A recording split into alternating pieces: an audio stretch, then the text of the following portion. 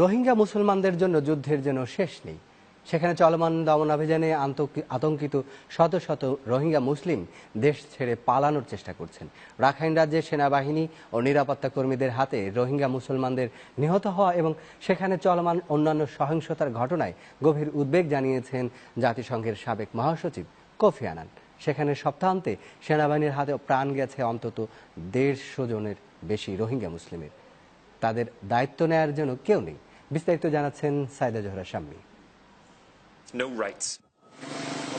মিয়ানমারে সেনা অভিযানে রোহিঙ্গা মুসলিমদের নিহতের বিষয়ে রাষ্ট্রীয় গণমাধ্যমে বলা হচ্ছে, রাখাইন রাজ্যের রোহিঙ্গা মুসলিম অধ্যুষিত গ্রামগুলোতে রোহিঙ্গা জঙ্গিদের একটি সংগঠনের বিরুদ্ধে অভিযান চালানো হয় এবং সেই অভিযানে হতাহতের ঘটনা ঘটে। সেনাবাহিনীর দাবি, সেনা হামলায় নিহতরা জঙ্গি। তবে মানবাধিকার সংগঠনগুলো বলছে, রাখাইন রাজ্যের রোহিঙ্গা মুসলিম অধ্যুষিত গ্রামগুলো ঘিরে রেখে সেনাবাহিনী যে অভিযান চালিয়েছে তাতে মূলত বেসামরিক নাগরিকই নিহত হয়েছে। গত 9 অক্টোবর মিয়ানমারের সীমান্তে 3টি চেকপোস্টে 9 জন পুলিশ নিহত হওয়ার পর থেকেই রাখাইন রাজ্যে ব্যাপক অভিযান শুরু করে সেনাবাহিনী। এরপর থেকেই প্রাণ হারাচ্ছেন একের পর এক নিরীহ রোহিঙ্গা মুসলিম।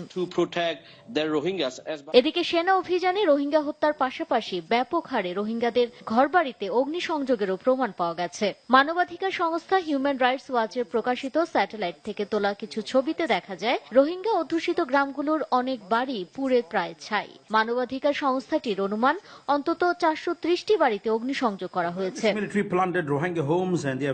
জাতিসংঘের সাবেক মহাসচিব কোফি আনান রোহিঙ্গা ইস্যুতে মিয়ানমারে একটি কমিশনের প্রধান হিসেবে কাজ করছেন। সেনাবাহিনী ও নিরাপত্তা কর্মীদের হাতে রোহিঙ্গা মুসলমানদের নিহত হওয়া এবং সেখানে চলমান অন্যান্য সহিংসতার ঘটনায় গভীর উদ্বেগ জানিয়েছেন তিনি।